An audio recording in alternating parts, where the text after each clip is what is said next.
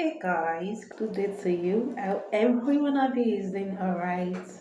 I hope the day is going really well for you guys. Okay, so today is Teachers Day. Yay!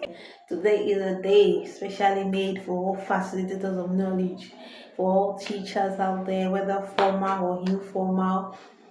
No, it did to, taking everything, like feel good about yourself, feel special about yourself. So yeah, I want to take this opportunity, I want to use this avenue to say kudos, thumbs up to teachers out there, to all you facilitators of knowledge.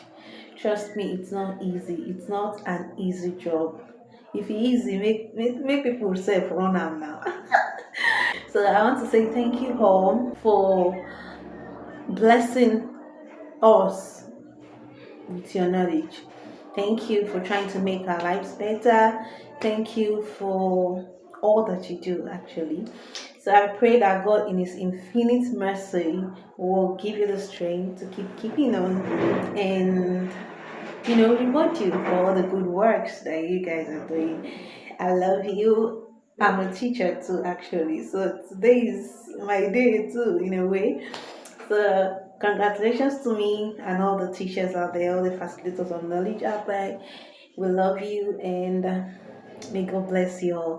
Okay, so back to today's business. We're going to be talking. Yeah. I came up with a topic that I would love us to deliberate upon: suicide. Hmm. That's a very huge topic, a very, very sensitive topic. What is suicide? It's sad that the rate of suicide in the world, like generally, it's on the high side. For the sake of clarity and better comprehension, let me quickly run you through what suicide means. Suicide is the expression of feeling of hopelessness, and it's usually triggered by perceiving one's challenges, one's problems to be insurmountable. Like when someone constantly feels that whatever he or she is going through, like it can't end, like there's no help, there's no way out of the problems or the challenges that they might be going through. That's suicide. For some people, depression is so painful, so very painful that their thoughts turn recurrently to ideas about escaping from the torments that characterize every day. And mind you, so many variables could be involved when it comes to depression. Like a bad breakup could lead to depression, loss of loved ones, like someone going through grief could fall into depression. We have depression that is associated with pregnancy, with childbirth. We have postpartum depression. We have different kind of scenarios that could lead to a person being depressed. So for some people, depression is so painful that their thoughts, like it turns recurrently to ideas about escaping from the torments that they are feeling each and every other day. So like people that reach this point, they feel like they lack the resources to cope with their problems. All they want is it's an easy way out of their problem. That's when suicide happens. Some people believe that they've reached rock bottom and there's no way out. They feel like all hope is lost. They feel like nothing is happening in their life. They feel useless. They feel worthless. So they turn to suicide. They want to end it all. They seek that inner peace that, you know, their daily struggles, challenges, their daily problems is not allowing them to have. But mind you, there are a lot of ways that you can deal, that you can cope with. Everybody has problems. Even the rich cries, the rich has problems. It depends on how you choose to cope with them. Find positive coping mechanism. Suicide is never an option. I was reading a book one day and I came across an article that says that for some people, suicide is never intended to be an end to life. Like it's not like they really genuinely want to end their lives. Sometimes it's a desperate cry for help. a desperate cry for attention. That's why they take desperate actions like that. Like they feel like they need to be heard. So they think of jaw dropping actions, desperate actions that would, in their twisted mind, they feel like that would make them to be heard. They feel like that would get them the attention, the desire they seek. Sometimes it works, sometimes it doesn't. Sometimes it's rather too late. Some people leave cryptic notes on social media. Some people leave cryptic messages. They send their loved ones cryptic messages. If their loved ones, if their friends are not like sensitive, if their friends are not attentive, if they can't read in between the lines, then it will definitely be late for them. That attention that they so desperately seeking, it won't come. But for some people, they have loved ones, they are opportune, they are lucky to have people that could read in between the lines, and they'll be like, oh no, I need to reach out to this person, I need to ask how this person is. Maybe this person is trying to pass a message and all of that. And they end up getting that person the help he or she needs. So, but not so many people are lucky like that. That's why we see the rate of suicide in the world at the like it's so perplexing. The rate of suicide is so high. So who commits suicide? Study has it that men are more likely to commit suicide than women. It's not like women don't think about it. It's not like they don't obsess about it, fantasize about taking their lives when faced with life struggle, life challenges that seem to be more than they can handle. It's not like they don't think about it. They do. Though they hardly follow through on it. Don't know why, but that's what study has, put together. I don't know why, but men, when they think about committing suicide, most of the time they go through with it.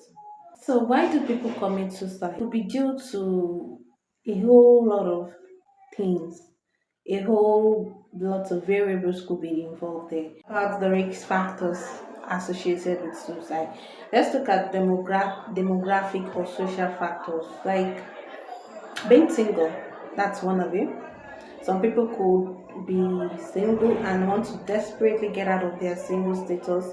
Singlehood wants to probably be with a man, and no man is coming for them. They could, be prone to suicide. They could want to end it all and, you know, get that peace that they think they would get if they follow up on that thought. It could be social isolation. It could be incarceration. Like some persons might get involved with the law, and they might get themselves entangled with the law, and find themselves in jail. At that point, all they might be thinking of is to end it, and get out of that situation, that mess that they managed to get themselves into. So those people are prone to suicide too. And a history of gambling, like for some people that loves gambling so much, they could have gone overboard with the gambling stuff and probably gambled away all their life resources and are left with nothing, and all they want to do is end it all because they believe that there's nothing for them. They don't have anything anymore to their name. So all they would want to do at that point in time is to hand it off. So they are prone to suicide. Then easy access to firearms. So when people have easy access to firearm and they have suicidal thoughts, or like they're going through stuff or going through one thing or the other, and the thought is there. The resources that they will use in following through that act, that intent of theirs, is there. So what's remaining? So it will be very, very easy for them. So those are risk factors. Those are social risk factors that is associated to suicide. And then let's look at clinical factors. Past and current major psychiatric illness, especially depressive illnesses, they are prone to suicide. personality disorders such as borderline, narcissistic, and antisocial, those people are prone, they are at high risk of committing suicide. And then current medical illness, that's a risk too. Some persons might probably go for checkup one day and they'll find out that they have HIV and they don't have that emotional capability to cope with that discovery. They just want to end their lives and just end it all. They won't be able to live with that. And some people might receive life-threatening news from the hospital, like probably cancer or something, and instead of going through um, the treatment that has been made available to cure those illnesses, they don't want that. They just want to end it all. They want an easy way out. So that could be a major factor, and so on and so forth. But there are risk factors specific to youth that are specific to youth. Unwanted pregnancy, lack of parental support, lack of family support, a history of abuse, so school problems, social ostracism, humiliation could be a major risk factor as far as youths are concerned. Okay, so we've talked about the risk factors. How do we help suicide? What are the protective factors associated with suicide? We have so many: marriage, instant social support, active religious affiliation or faith. When your faith is deeply rooted, when you're deeply rooted in Christ or whichever faith you're practicing, you don't think about things like that. You don't believe that there's no hope. That sense of hopelessness will not come to you. Even if it comes to you, you would immediately dismiss it and hand everything over to God, believing that He is able to solve your problems for you. So those are protective factors. Stay away from substance abuse. And when you feel like you're experiencing symptoms of depression, get help immediately. Immediately get help. Get help. There's no shame in asking for help when you're going through something. There's no shame at all. It makes you the wisest man on earth.